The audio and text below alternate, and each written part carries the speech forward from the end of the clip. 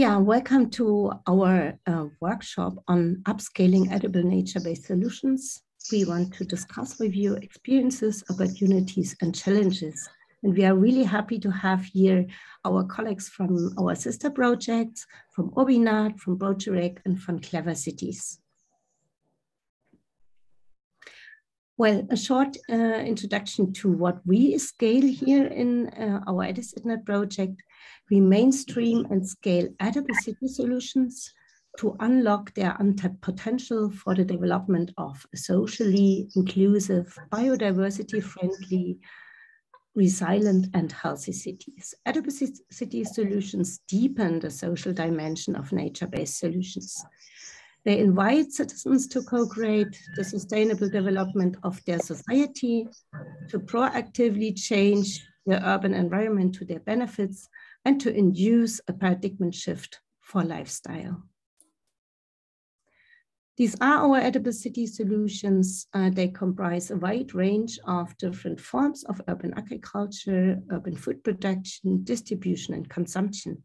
And they use innovative principles of ecological design, closed material and energy flows.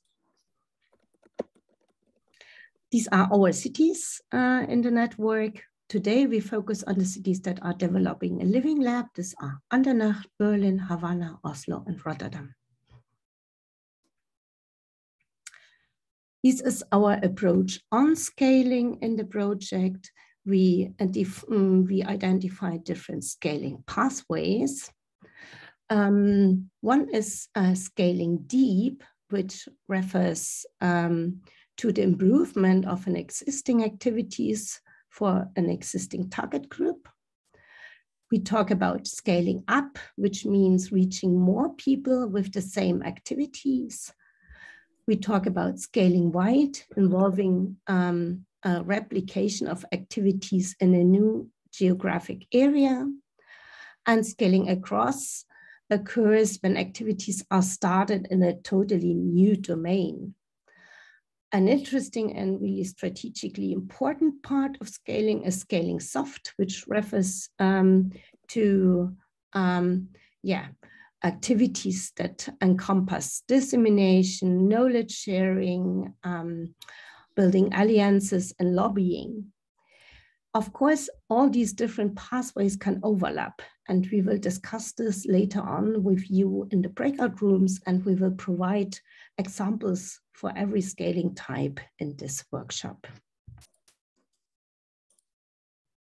And I hand it over now to my colleague Marisa Pettit. She will explain shortly our living labs, and then we go on with the scaling in the living labs. Thank you, Ina. I'm going to start with our 5 cities. We have 6 living labs in 5 cities, and I'm going to start with Oslo.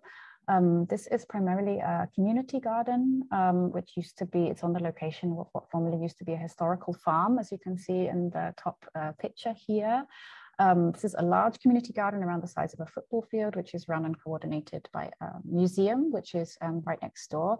It's in a residential area, which is a fairly low income area and faces a number of social and health problems, which are linked to social inequality. It acts as a green lung for the city and also a meeting place for local citizens. And there's a particular focus on this living lab in Oslo on the role of social entrepreneurs who are using, in particular, urban agriculture as a tool for more social cohesion.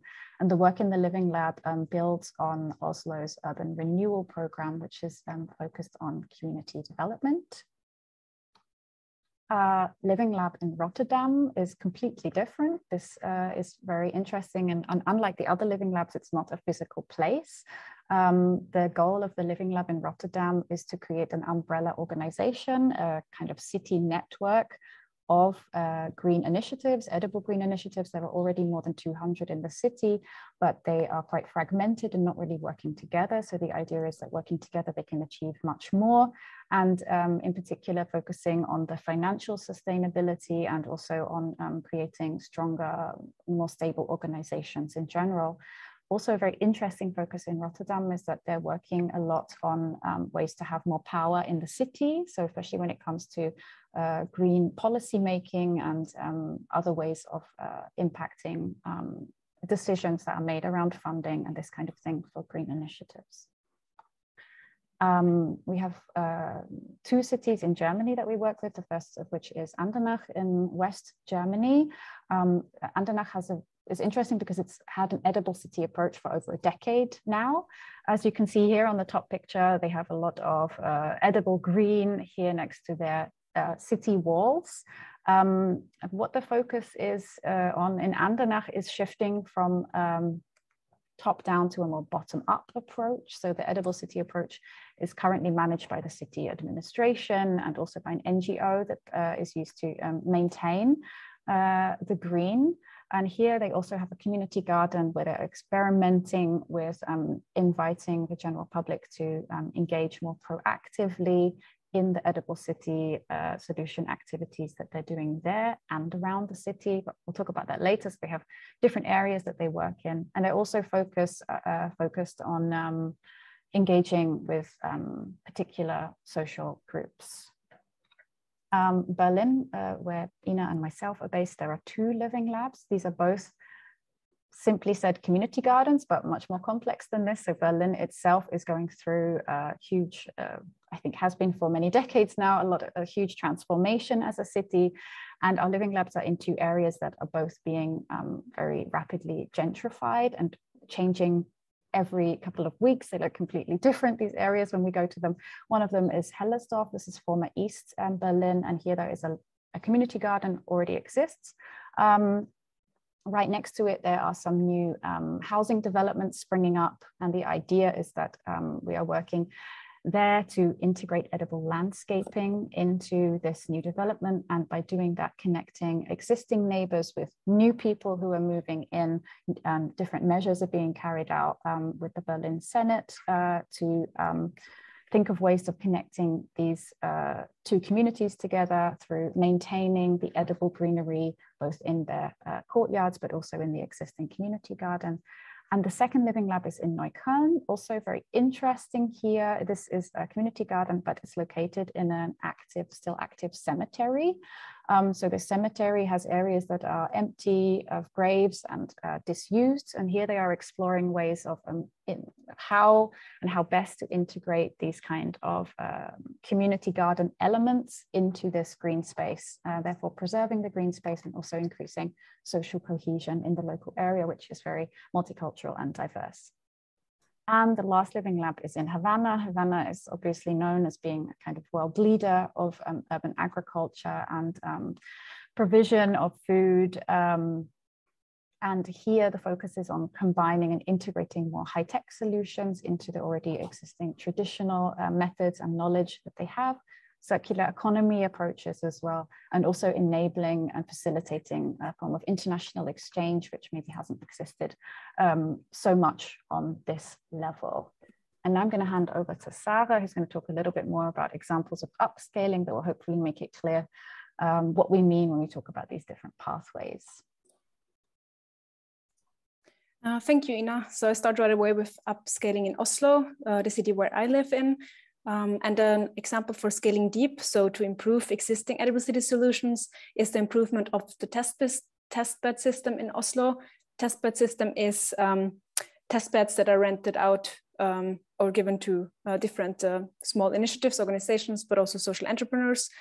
And these testbed systems were approved by simply the space was increased and the number of beds, but also they implemented a follow-up system with a mentorship and training program. A scaling up example, so to reach more people with the same activities, is that they constructed a meeting place which is accessible for people with wheelchairs and also parents with strollers. Scaling across example, so new edible cities activities that are started is the nature path, which includes insect totals, houses for bats and bumblebees, and a composting site, and is planned for later on. This getting soft example in Oslo, which is about networking and knowledge dissemination, is information signs that were put up along the nature path in order to spread the awareness, but also the knowledge from the living lab. And this content was also spread digitally on social media. The best practice example in Oslo is an example of scaling white so to replicate activities, ECS activities. It is the Oslo strategy for urban agriculture, which is called Sprouting Oslo, and was adopted in 2019. By adopting this strategy, Oslo wants to become a greener city and want to increase local food production, green meeting places, green educational areas, and also wants to become a collaborative city of knowledge. What has happened so far was that several disused spaces were transformed. So people there can cultivate together now, and several pollinator-friendly and edible plants were planted, such as berry bushes and so on. In addition, 30 allotment gardens, school gardens, and also temporary growing boxes have been established, and 20 meadows and 13 pastures are managed by the city currently. The next scaling examples come from Rotterdam. Scaling deep example in Rotterdam is the development of a local website where initiatives can share their knowledge, but also their needs. And another example of scaling deep is a citywide map that was produced in order to visualize the edible city solution in Rotterdam. And this map is made available to everyone, so everyone can contribute and learn. So it's also at the same time an example for scaling up. We can go to the next living lab, or we stay in the same living lab, sorry. And we come to the best practice example in Rotterdam, which is about scaling soft. Rotterdam has been very successful with their lobbying and their advocacy work, and they want to create and have already created to some degree a better link between the authorities and the practitioners on the ground in Rotterdam. As a concrete example, they established a green office in 2016, and this green office serves as an entry point for several green initiatives. And also they offer or they have a civil servant there for supporting these initiatives. By having this green office, they want to bring more transparency into rules and regulations, and also enable the participation of green initiatives in policymaking. In addition, they appointed a green broker in 2020. And yeah, with all their lobbying work, they found out that communication is key when doing advocacy and networking. Then we go to Andernach. A scaling deep example there is the installation of an automatic water system. Scaling up example is that they cooperate with schools to set up internships with the youth. Scaling wide is the installation of raised beds in schools and kindergartens. And a scaling soft example is that they've organized workshops on biodiversity. The scaling across example in Andernach serves as the best practice examples. It is an edible city solution that was triggered by the Corona crisis. One bookshop owner, which is also a city team member in Andernach, wanted to connect the citizens in Andernach better and started a writing project together with authors, a teacher, and also youth. And they produced a book about wild bees and the threats these wild bees face. The fiction in the book Moss and the Bee Ranger turned into an unexpected real-life impact because the university beekeeper association, the bookshop and EdiCitNet together installed a digital beehive, which is able to measure the temperature and the bee movement in this beehive. And by monitoring the behavior of bees, it has become possible to predict extreme weather events. And this beehive is quite easily to kind of copy and install at other places. I hand back to Ina now. Yeah, some small insights from the scaling activities in Berlin. One maybe is interesting that our gardens there not only produce vegetables and fruits, they also planting and sale now ornamental plants that can serve as plantings for pollution prevention, can increase biodiversity, and also produce an additional income.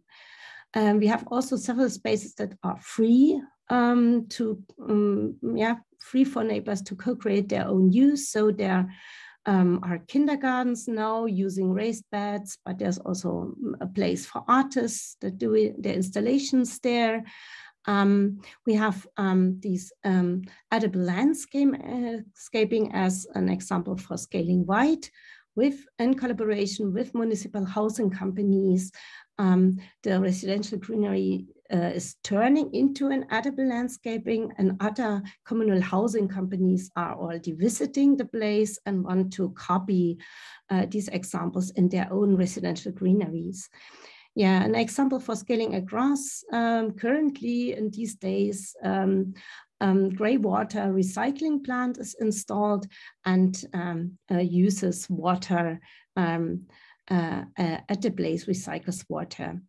Our best practice example from Berlin is also a scaling soft example. Our main actor in the Living Lab is the Prinzessin Garden, which is an initiative which started, was initiated by 2 persons, and the story of success started with an article in a local event magazine, which ensured finally that 150 volunteers helped to clean the original place where they established from rubbish. Today, more than 700 articles later, and articles in The Guardian, but also many televisions, many tourists visit the place. It's like a bit ambiguous, the situation. Sometimes the gardeners felt really like zoo animals because there were more tourists and visitors and press than gardeners in the place. But however, they become finally a sought after partner in many projects. They bring income and funding as social entrepreneurs for more than 20 people. So it's really a story of success, and they withstand against many multi-billion-dollar investors in the city center, survive, expand, and also against headwinds and political problems and economic issues. Scaling examples from Havana, shortly. Important in the tropics, of course, is the direct commercialization of the agricultural products. So the production goes into hospitals, into schools, and into kindergartens where the products are needed. And scaling potential, an important scaling potential is building integrated forms and high-tech solutions. And the modules on aquaculture and aquaponic, this will now expanded to other urban farms and corporations and amplify also the range of the products. So it's a scaling across. And last but not least, scaling soft innovation management is key. So the direct link between practitioner, knowledge managers, and decision makers is crucial for success. Our best practice example invites you to farmers market, and there you can buy your vegetables, but also you can get adaptability solution tools and best practice knowledge. And this emerged after the fall of the wall and the Soviet bloc. The Cuban government was facing several troubles and had to turn every citizen into a clever farmer. And they used the system of these agricultural store consultancies, which are run by our partner, the Cuban Ministry of Agriculture. They started as shops for seeds, and today they provide a broad range of products and services, offer technical advice by economists, but also biofertilizers, biopesticides, and of course also information, publications, and tools for gardening and farming. We now would like to hand over to our partners from URBiNAT. We stop sharing now, and Gonçalo, you could share now your screen and give us some insights from the scaling activities in URBiNAT. Very well, thank you for the opportunity of sharing the upscaling strategies in URBiNAT. First of all, congratulations to EdiCitNet. I think the strategy of defining these 5 levels of scaling is very interesting. I think we'll copy that if you allow. It's really very interesting, and it organizes a little bit the several approaches that we need to develop. So it's very good that we have the opportunity to learn with you. So we have developing the NBS in our living labs in the frame of the healthy corridor. Probably some of you already heard this expression. The idea of the healthy corridor is to develop a public space that is both material and immaterial. We try to represent with this scheme, so in order to facilitate the dialogue with our citizens, trying to bring the green corridor as a starting point, but adding the layers of social engagement, and especially the idea of creating activities in this healthy corridor that will activate the relations with the community. So this is very important that we develop not only material interventions, NBS, let's say more traditional, but also what we call human-centered solutions that will engage and create sustainability for the future. So these healthy corridors are now established in the 3 frontrunner cities where the living labs are more advanced. And what we can see is that this concept is adapted in the 3 frontrunners, Porto, Nantes, and Sofia, in a very different way. In Porto, it's a healthy corridor that articulates 3 social housing neighborhoods. So we are working mainly in social housing neighborhoods, and citizens select several NBS to integrate in this corridor that takes the shape, let's say, of a park. So that has some unit, and then it has several connections to interact with the different neighborhoods. In the case of Nantes, the healthy corridor is integrated in a major project, the global project for Nantes North, and several actions were planned with the citizens, not in the same way as in Porto, but trying to identify several points where the NBS would improve the interaction between the public space and the several neighborhoods.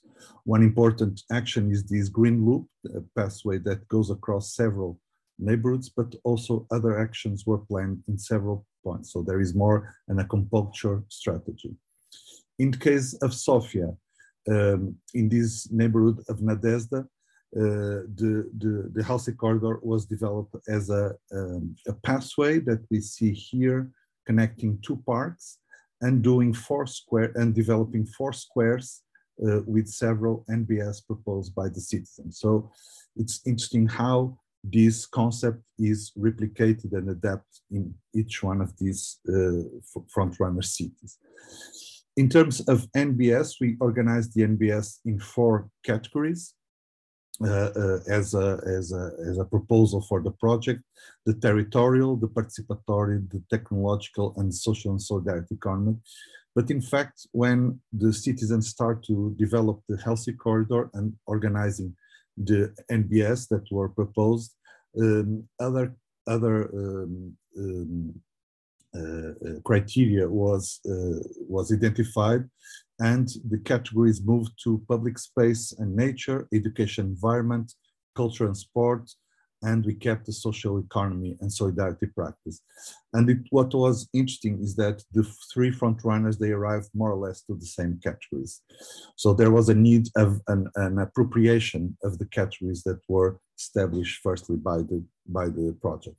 Some examples of these NBS that are being developed: the solidarity market, the autochthonous forests, the solidarity gardens, the amphitheaters as a place for cultural activities, a greenhouse as a technological solution integrated in schools. So this is an overview of our NBS, but I suggest that we go through Porto case so that we can deeply analyze one of our living labs. So this is the representation that we use for all the cities, as I already explained, and the several dots with the proposals. They are not only integrated in the main structure of the ELSI corridor, but other solutions were also proposed in order to have an impact in a larger area, what we call the study area. And we see here how these solutions that are here represented in this diagram, public space and nature, culture and sports, social economy and solidarity practice, and educational environment. Sometimes these solutions go across one each other. So it's very interesting so that solutions have impact in different areas of the healthy corridor. I'd like to, I will then highlight some of these solutions. Okay, but to put this in practice, we develop a co-governance for upscaling the NBS that we are developing the 3 cities in slightly different ways, but the main idea is to create a space of interaction between the political representatives, the municipal technicians, the URBiNAT team, and the stakeholders that are involved in the healthy corridor development and the citizens of the neighborhood. So we have two separate structures, let's say, the Working Commission for the Healthy Corridor that meets every 3 months and follows the process of implementation and takes the decisions together, let's say, and the working groups that meet every month in order to plan and develop and implement the 3 main, let's say, social dimensions of the corridor: the social economy, the education, and the culture. The territorial process, let's say, it's a parallel process because it's a construction action. So it's now in licensing process in order to start the construction with the construction companies. But to highlight some of this experience, I'd like to point out the community gardens that was a lesson learned by the private association. So start dialogue with the private associations that were developing community gardens, and we moved this model to the municipal urban gardens that were mainly built in individual plots, and the citizens proposed to create community plots. So this is the activation of the community plots in the municipal urban garden in order to change the way of doing agriculture and try to bring the community to the development of to the planning of the urban garden, and also to the everyday work on the garden. Then the solidarity market. There is also a process here that goes from the community garden, so the production, to a market where people can buy or exchange the products from the gardens. And the solidarity market, known as Camp Market, is already active. It's already in the 6th edition. Every month we meet in the last Saturday, and local producers and local craftsmen can apply to have space in this Camp Market, where there's also several activities going on as laboratories of food, music, sports, as Reiki and yoga. So it has been a very important place of activation of the living lab. In parallel, we are working with the primary schools of the neighborhood. This was very important to create a strong engagement of the project in the community. So all the children between 6 and 10 are involved in URBiNAT in all the district, and as the children, also the families. So it has been a long process of discussion where the children collaborate on the development of the healthy corridor as a public space for their community, but also to activate one pedagogical garden in each one of these schools. So we have been working with our partner YAC in developing a technological pedagogical garden, and children were very active in producing prototypes that are now being developed with the YAC PhD students in order to have the implementation soon and create new habits of agriculture and food in the schools. The more territorial solutions, as the water management, has been an important solution to develop in Porto due to the floods that occur in the city several times. So this technology that has been developed by our partner Biopolis, it's not so articulated with the citizens, it's more a technological solution, but all the park that we see represented here has several solutions of water management that create basins that collect the water and reuse it for agriculture and greening the city. One last social solution, let's say, the heritage route. It has been very important to involve people from different ages and also to bring their knowledge about the territory to URBiNAT. So every month there is a heritage route that is identified by a group of citizens. Then they invite people that have specific knowledge, and we combine the heritage route with yoga, so exercises that take advantage of specific places where there is a moment of reflection and meditation, let's say. So these are some best examples in the case of Porto. The challenges that we are facing is to adapt to different physical contexts, to adapt to the different physical context of the city. So how to articulate, now thinking about URBiNAT, these solutions, how they can be appropriated in different contexts, create diversity and relevance for each edition. So this is very important that these activities, so in order to be sustainable and create long-term engagement, they have every moment they have some diversity.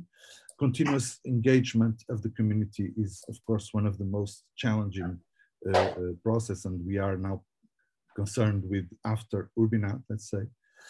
The financial sustainability of the NBS service as Camp Market. So there is a start with a strong volunteer attitude of the citizens, but now after several activities, the financial sustainability is becoming an important issue.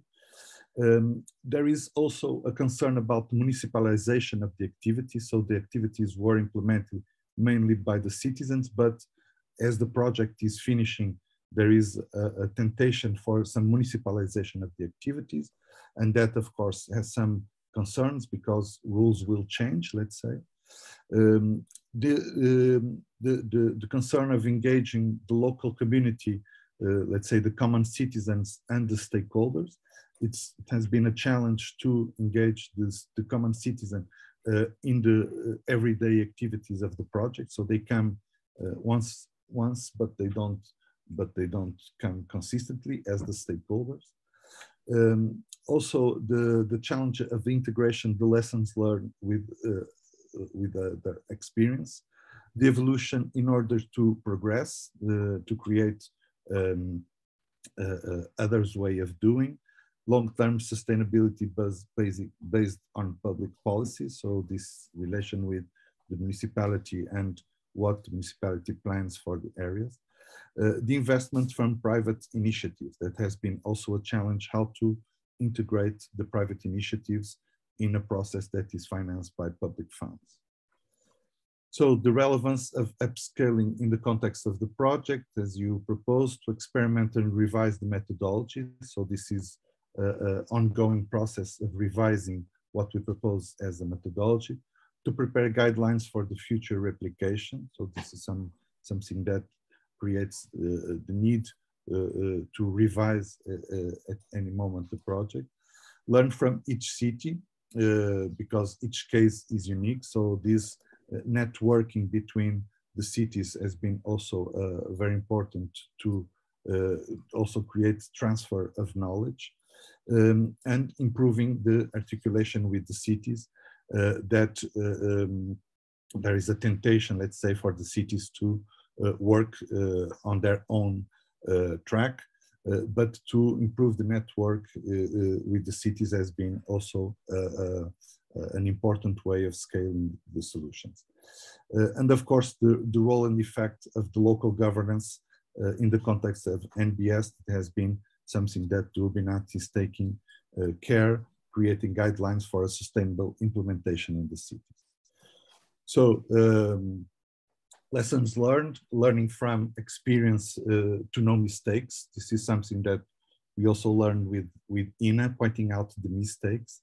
And what we have been seeing is that urban gardens are in fact a strong interest for the community, and also what comes from the urban gardens, the community market, the laboratory of food. This is really a way of engaging the citizens. Engaging people with experience, this is very important, so that there is a knowledge that comes from the community. An important dialogue with municipal technicians that are responsible by the area. So all the areas of the municipality have been involved, creating the space for this interaction between the technicians and the stakeholders. Adapt the methodology and functioning according with the local experience.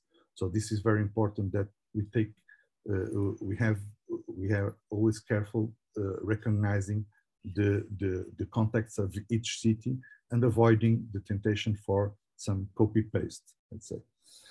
So this is to conclude. Thank you, Gonçalo. Thank you so much for this interesting insights from URBiNAT. I'm sure that we will later on in the breakout rooms have several discussions on these experiences, and thank you very much for this insights. I would hand over to our colleagues from proGIreg.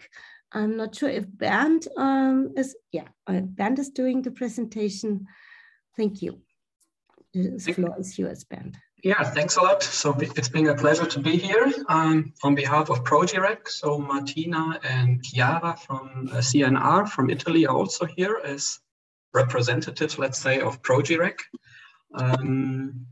The presentation we are going to give is more on an umbrella level, let's say. So we are not diving deeper into specific case studies. That might also be a bit too early for us. So we have still 1.5 years ahead, and many of the upscaling activities are still going to take place. So just very briefly again on the project. So proGIreg is Productive Green Infrastructure on Post-Industrial Urban Regeneration. It's led by RWTH Aachen University in Germany, and we are working together with 3 European frontrunner cities: Dortmund in Germany, Zagreb in Croatia, and Turin in Italy. For a certain period of time, we also had a 4th frontrunner city, Ningbo from China, but the funding period from the Chinese partners is already over, but they were also considered as a frontrunner city. And we have another 4 so-called follower cities, mainly from southern and southeastern Europe, with Cluj in Romania, Zenica in Bosnia and Herzegovina. In Greece, we have Piraeus, and then Cascais in Portugal.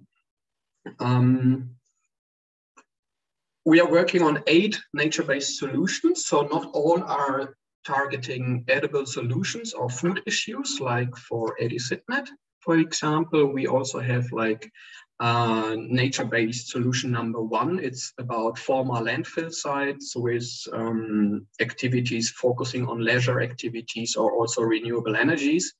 But on the other hand, we also have some NBSs focusing specifically on food, like number 3, on community-based urban farming, urban gardening. We have the aquaponics, NBS 4, so in a circular system having hydroponics and fish. But also nature-based solution number 2, new generated soil, is aiming for being used for food production. And also the other ones are, of course, somehow linked to it with pollinator biodiversity. And when you have an eye on green walls or green roofs, that can, of course, also include productive issues or food issues on a vertical dimension. So when we are talking about upscaling, we have mainly 3 work packages involved in that field. And it seems to be quite an important topic. So just recently we held, finally, again, a physical meeting in Cascais. And there also we discussed upscaling. So it's a good point now to have this small workshop here to also see how other projects are going on with that topic and how we can probably benefit from that. Like it was already mentioned before with the 5 types of scaling, up, wide, deep, across, and soft is a nice approach. And we will consider that as well and to see how that might fit also into our upcoming activities. So when just having a direct look to the grant agreement, it's named 58 times. So it seems to be important. And one is coming from frontrunner cities to follower cities and how to replicate it, what we've learned in our frontrunner cities and how the follower cities can benefit from that. The second work package, number 4, with our colleagues also being present here from CNR, is on the benefit assessment and monitoring. And here it's very important not only to perform the benefit assessment and monitoring during the lifetime of the project, but also to think about the time after the project funding period and how the monitoring can be continued afterwards. And then we have our third work package dealing with upscaling, and that one is on the one hand on barriers when implementing nature-based solutions, but as a second part also on the business models in which NBS implementations should be integrated or can be integrated. And that one is led also by us. So we are SWAS, which is the South Westphalian University of Applied Sciences, or in German, Fachhochschule Südwestfalen. So it's in both languages a long name for the institution, so it's a bit tricky to abbreviate that. So as indicated in the last bullet point, there's still a lot to do in that regard. Upscaling is a big issue for this year and the next year, so we are looking for a 6-month extension of the project. So the new end month of the project, proGIreg, is supposed to be November 2023, so 1.5 years. So when we are looking to the transfer from frontrunner cities to our follower cities, there are several approaches on how to take the lessons learned from the frontrunner city experiences on the one hand, and then also on how to transfer it to the follower cities with urban plans for innovative NBS implementations. And one important aspect are the so-called replication workshops and replication activities. There, in each of the frontrunner cities, we have replication workshops on a local or regional level, like spreading the activities out of the living lab also into the wider city framework. And a second type of replication workshops in which the wider audience beyond the frontrunner cities also invited, like any external, but also, of course, our follower cities, to bring the experiences and lessons learned from the frontrunner cities also to other cities. Then we have the work package 4 of the benefit assessment and monitoring. And that's a different type of upscaling when we consider that dimension as well. So in that work package of the benefit assessment and monitoring, they carry out assessments on the different pillars of sustainability, of course, like social cultural inclusiveness or human health and well-being, but also the economic and labor market perspective, and of course also the, as you can see here, the ecological and environmental restoration issues with the particulate matter, which is indicated here. And that is supposed to be an example of the monitoring of the particulate matter abatement via vegetation. And for work package 4, it's very important to consider the spatial and temporal dimension of upscaling. And that plays a crucial role to see its effectiveness and also to detect possible bottlenecks or problems to be overcome for improved NBS impacts.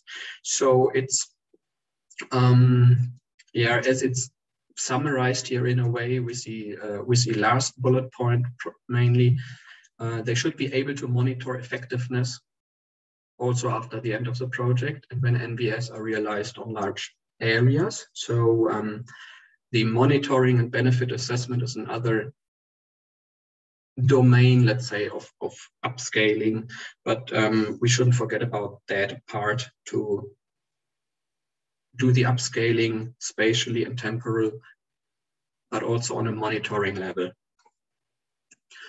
Then another issue is, of course, the barriers when planning and implementing, but also when being in the maintenance or operation phase of NBSs. We have different dimensions of barriers encountered in our activities. So on the left side, you can see the 3 time-wise dimensions: co-design phase, the planning phase, and the implementation or co-implementation phase, the real physical implementation of the NBSs, and then the maintenance and management.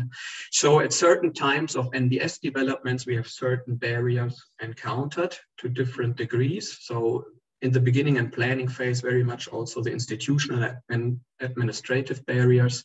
And then later on, it changes a bit. I'm not going into details here, but just to see that the upscaling inside the cities, but also beyond, can benefit from the lessons learned of the barriers experienced in the living labs of our frontrunner cities. And then we have the business model dimension, which we have just recently started, and we are looking for an NBS adjusted version of the business model canvas approach, which is quite often used to see what are the governance structures, who are the beneficiaries of different customers involved, but also the different financial and economic viability issues in the bottom part, like not only the revenue streams and cost structure, but also how's the financing organized in case it's needed, also after initial implementation, or are there any ways to reduce costs with the NBSs for the municipalities, for example. And here we are going into the frontrunner cities and to see how are the NBSs doing with regard to business models, and our aim is to have a classification of different business models and to serve as kind of good case studies to be upscaled also in other parts of the city and beyond in other cities. So here we're looking for social entrepreneurship, public-private partnership models, but also other innovative approaches on the technological, social, and governance dimension. So when we started working on upscaling, we checked, of course, what's out there already. We found that one with different dimensions of upscaling as it's listed here in the table: organization, geographical, functional, replication, and so on. But then when discussing among our partners, we found that these 3 types of upscaling might also be a good approach for us. And now we have learned of a third way to do that, the EdiCitNet way of classifying upscaling. So it's still under discussion and development, but depending on the context and also on how the upscaling is performed, it's named in different ways. So the first one is named like Rollout. So the tested technology or solution can be brought in the city, in the market, or in the organization without major modifications. So a rather straightforward way of upscaling. The second one is the expansion, which might include larger areas, more functionality, or more partners. So it's not straightforward like the rollout. It's a bit more complex to do the expansion upscaling. And the most challenging type then of upscaling is the replication, which can be exactly the same or similar to the one tested. And the main reason for the most challenging type of upscaling is that we have to consider the complexity of the new context. So the replication can be in the same city, but in another context, in another city. It can be with the same partners, but also with new partners. So here are the three types of upscalings we were considering to be used in our work packages and our activities of proGIreg when talking about upscaling. Yeah, but that's probably also a good point to be discussed in the breakout sessions of the different types of upscaling. And that's it already as a just brief run through proGIreg and the linkages to upscaling. Thank you, Bernd. Thank you for these interesting insights. And I will hand over straight forward to Isra or Carolina from Clever Cities to save the discussion time in the breakout rooms. No, that you have been fine with time. Yeah, Isra, you or Carolina will. No, I'm going to present with the helping hand of Isra and also with Emilia Barone from Milano also that are helping us to go ahead with these presentations. So, well, I will try to be faster than expected because we are very far from the time. So I will show you. I will not explain much about the specific actions in the project, but just straightforward to the upscale approach.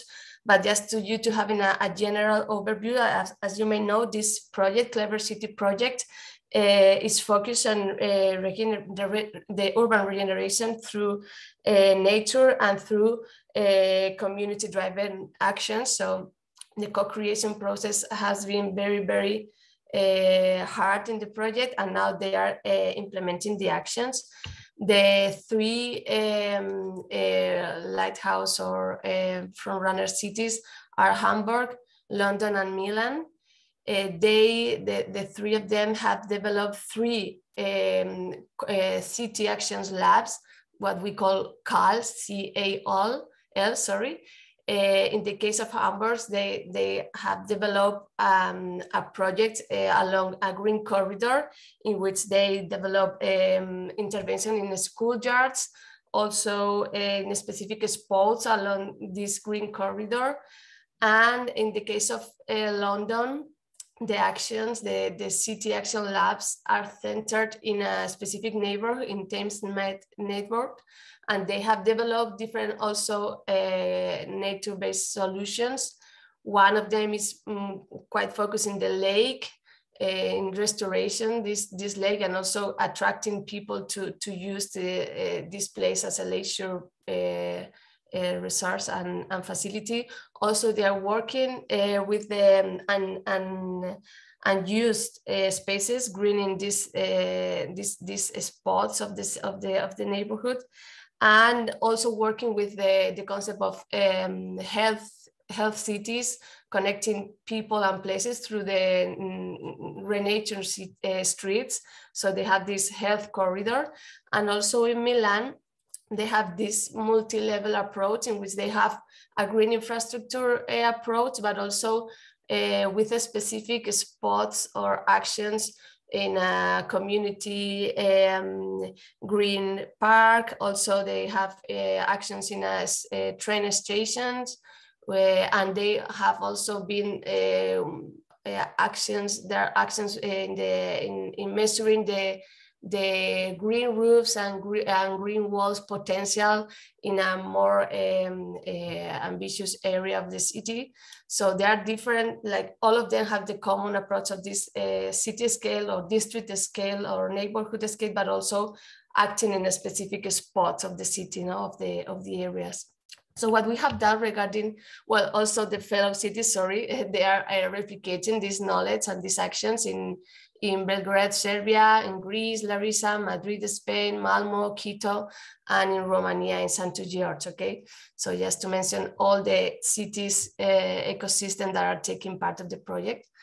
And well, going to our approach, more methodological approach, what we have done is start thinking about the lessons learned in its case, in its city action lab and in its city, with these 5 domains, like general domains. So in governance, finance, planning, co-creation processes, economy, and also with this vertical, let's say, issues that is a COVID that all of us has been impacted with this.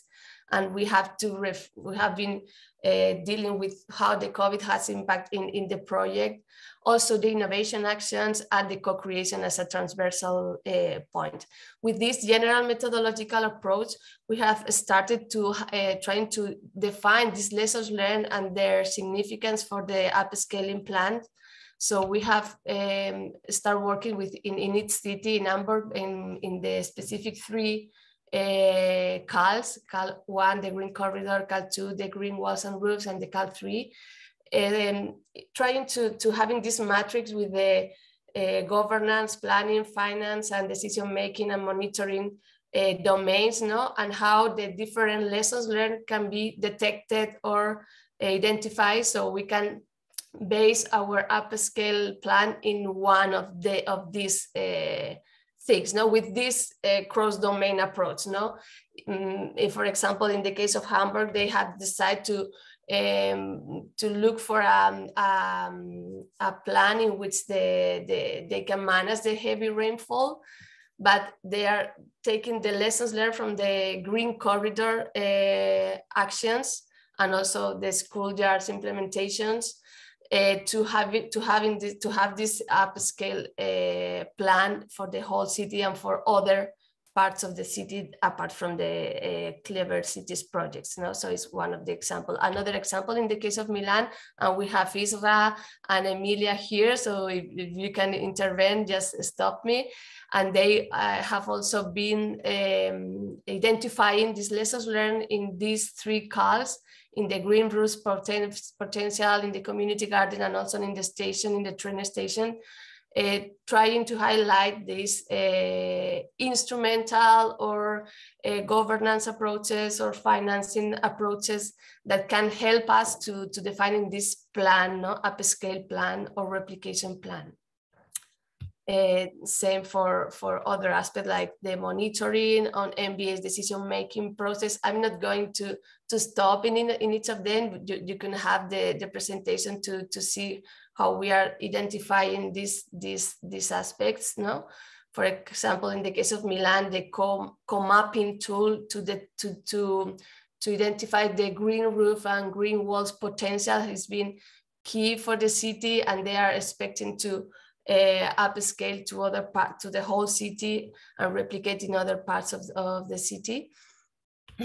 Also in London, they are working with this now, and in their case, they are very, very happy with the participatory process they have been implemented, and how the specific actions made with the communities in the neighborhood are being very, very successful for them. Also for the municipal technicians, they have learned a lot from these processes, so they are very aware of this knowledge, and they want to spread to other parts of this other neighborhood with same conditions, and also in the neighborhood they are working on, trying to replicate these co-creation processes more than maybe the specific MBA solution, because they have decide with the people which solutions should be put in place now in its CAL.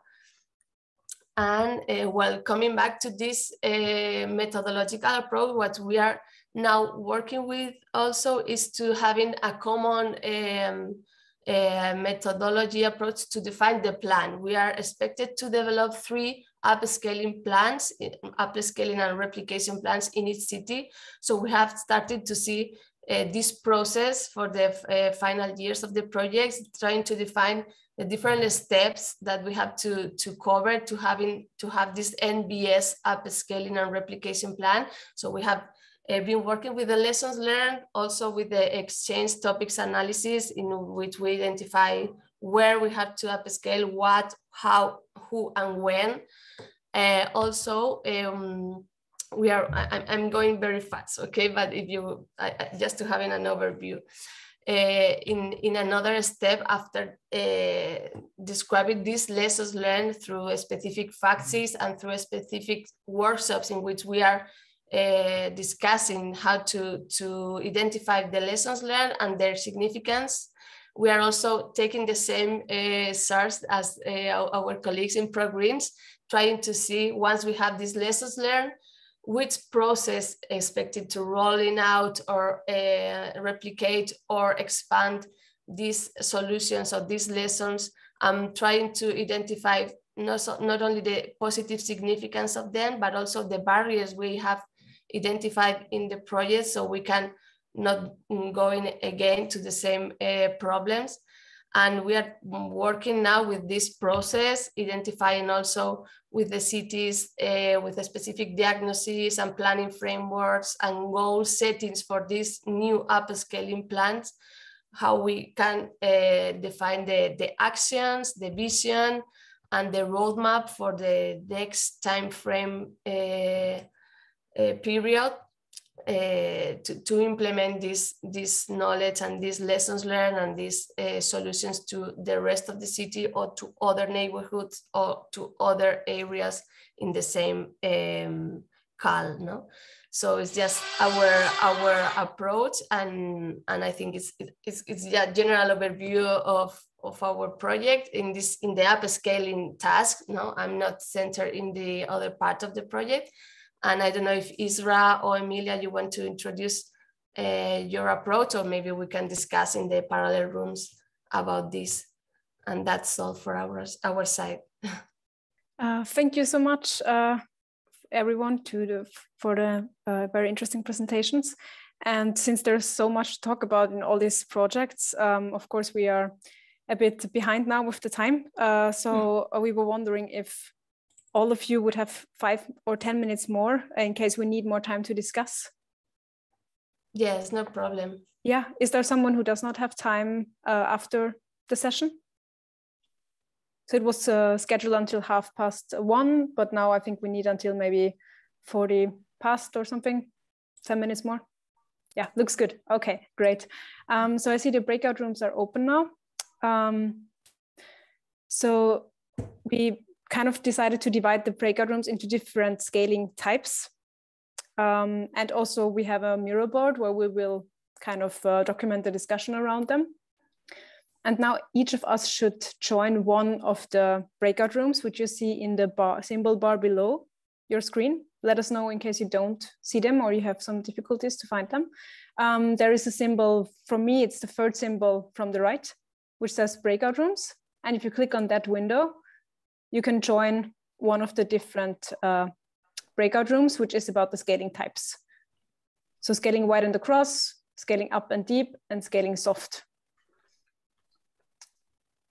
And in addition to that, you have the Miro board, which is in the chat, the link to this board. And now I would just ask you to open the Miro board and then join one of the different breakout rooms. Yeah, and we have someone from the EdiCitNet project in every breakout room to also put notes on the Miro board. But yeah, it's great if you can join there as well if you want to add anything or see what's happening there. We are back in the main room. We have some last minutes left. We had a really interesting discussion. Marisa, you are sharing the screen. Could you go to maybe first to scaling wide? Luckily, we had people from all projects in this breakout room, so we could really exchange. Something that was crucial, that a crucial tool to for scaling wide is the good guidelines for replication that are not too specific, that have some that can be adapted, and that also make clear that it's there's a lot of need for adaptation on the local context and local needs. We also discussed these strict guidelines could be, let's say, a challenge that somebody maybe wants to do it like this in a certain recipe, I cook this and that, and then maybe this will not work in the local context. So there are also approaches to make this more open. And one example came from URBiNAT with this card play. Maybe you know this from URBiNAT, where they offer different nature-based solutions to the local people and discussing what will be co-created. And so they had a wide portfolio of different nature-based solutions where they could select. One important aspect was mentioned by our colleagues from Clever City. These are the procurement regulations, where we are linked a bit to the soft scaling part, where we need a strong lobbying to change really this regulation. Maybe we can go a bit closer because I have a small, a very small screen. Yes. Yes, keep flexible. An important problem we identified in all the projects is this time issue. We are currently in the monitoring of the effectiveness of the living lab, and then there is really the time to make the transfer to the follower cities is really an issue. On the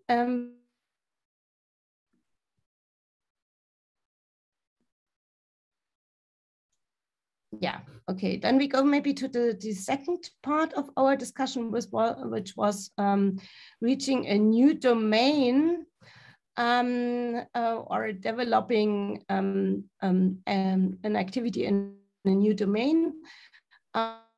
Here we have the perspective of an entrepreneur. And what we discussed here is the need for these business models, but partially business models are also not really accepted by a part of our, let's say, communities where we work with. This was also mentioned due to the people that work on solidarity economy, and yeah, there's a certain resistance to develop business models. Did I forget something very urgent? If not, I would give over to my colleague to look on the other breakout rooms. It was a really fruitful, nice discussion, and we think that maybe we will meet again in September and make a follow-up of this scaling discussions in the projects. I would hand it over to Sara. Sara, can you take over? Yes, I take over. So we had a discussion with proGIreg and Clever Cities and EdiCitNet, so we were 3 organizations, and we talked about, or tried to talk about, scaling deep, scaling up, and also scaling soft. We merged the 2 different rooms then in the end. When it comes to scaling deep, which was the improvement of already existing activities, we talked a bit about monitoring, how important that is, and also, if possible, to involve locals in the monitoring process. And that way it's better to improve. Yeah, that way activities can be improved. We also talked about agreements to include citizens in the maintenance of the different activities, and about testbed systems, which we figured out that we have in different projects. We also talked about challenges with that regard. And as one challenge, we mentioned building permissions can be hard to achieve, and that the acceptance for technical solutions, such as aquaponics, for example, tend to be lower than for community gardens, because it's easier to understand the concept of community gardens and people see directly the benefits than of certain technical solutions where it's maybe more hidden. So it's important to be proactive about that and disseminate knowledge so people understand what's going on. Then we talked about scaling up, so how to reach more people with the same activities. Here we heard about a good example of mapping of green roofs, and how with that you map different opportunities, and then you also talk about this and reach more people with your findings about the different green roofs in the city. Then we talked about how to involve kindergartens and schools, that's also quite a common approach in the different projects. When it comes to challenges, we figured out that there might be some rules and regulations which can make it difficult to include more people, and that you need information on, that you need a lot of information before allocating funds. Maybe for the last scaling example, we talked about scaling soft, so about network building and the dissemination of knowledge. That is very closely connected to scaling up to reach more people, especially when it comes to dissemination of knowledge. And here we come back to the example of the green roofs, where the mapping of these roofs also led to an award. And with such a mapping exercise, you can build networks across the different organizations and initiatives. And we talked about a challenge, which could be that the original objective can maybe be kind of like forgotten if you talk a lot about network, if you focus a lot on other initiatives and organizations. I think that was everything from our discussion. Is there something I have forgotten? I don't think so. That was a good sum up. Yeah, I felt like we could have talked much longer, but don't want you to all get too tired of the Zoom. And it was nice to have an intense and short discussion with all of you. Yeah, I just wanted to say thank you very much. Thank you to our 3 sister projects for being here, and for all of you for giving your time and your insights. It's been really, really interesting to see how you're approaching this topic of upscaling. It's incredibly complex. And today, of course, we only really scratched the surface, and we had to be a little bit superficial, I guess, in some aspects. There are so many different aspects that we could dive deeper into. And hopefully we'll get a chance to do that in the future. But it was really nice just to get an overview today of some of the things that you're working on and some of the overlaps and shared challenges and this kind of thing.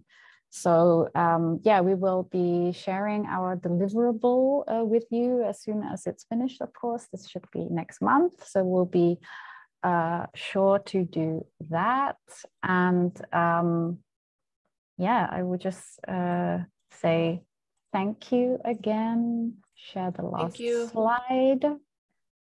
And yeah, we'll look forward to seeing you at another event soon. And yeah, we'll look forward to hearing how the topic of upscaling develops within your projects in the future. So we'll stay in touch on this topic. And thank you again for the collaboration and for sharing. Thank you very much. Bye-bye. Thank you. Bye. Bye.